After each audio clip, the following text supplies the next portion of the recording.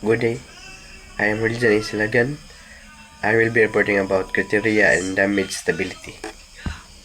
Criteria and damage stability. Ang damage sa stability mo ang abilidad sa barko nga magpabiling lutaw og stable bisan na naikadaot o pagsulod sa tubig sulod sa barko. Importante kayo ni para malikayan ang pagkalunod ug pagtakilid sa barko panahon sa aksidente sama sa bangka o grounding. Sama sa bangga o grounding.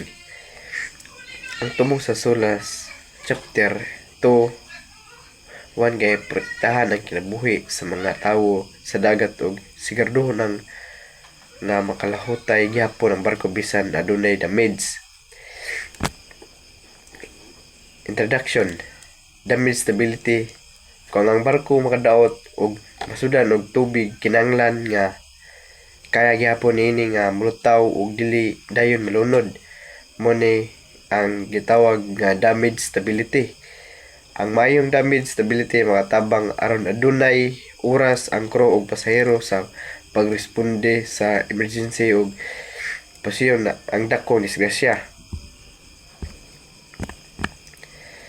Purpose of SULAS Chapter 2:1 Protect lives at sea. Pagpanalipod sa kinabuhi sa mga tawo sa dagat. Prevent capsizing and sinking. Paglikay sa pagtakilid o paggalunod sa barko.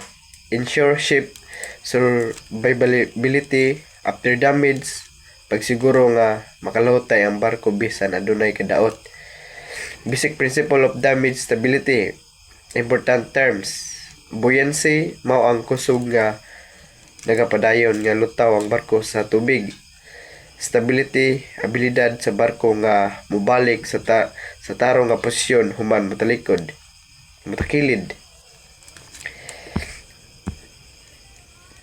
Flooding, pagsulod sa tubig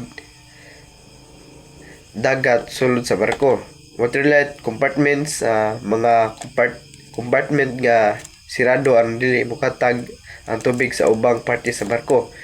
Effects of damage, loss of stability, makunod ang kalig-on sa barko, increase of heel angle, matakilid ang barko sa usa ka kilid, possible sinking, possible nga malunod kung grabe ang kadaot ug flooding.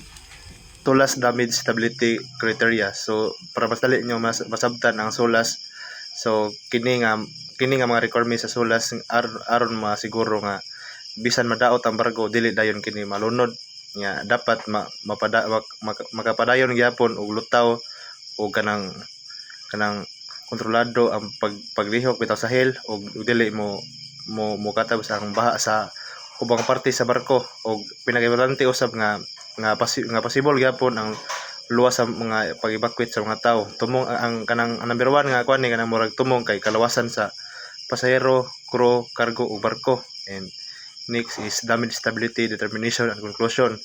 So sa pag-determine sa damage stability gi-assume nga ang una adunay kadaot sa hal dayon kanang kwintahon ang apekto sa pagbaha og tan-awon ang kung stable pa ba ang barko. So kahuman ana imong compare ang sa standard sa SULAS. So ang conclusion mao ang damage stability nga para makatabang aron mabuhi ang barko bisan na bitay flooding or kanang damage. So makapanalipod po nato sa kinabuhi sa dagat. And that's all. Thank you.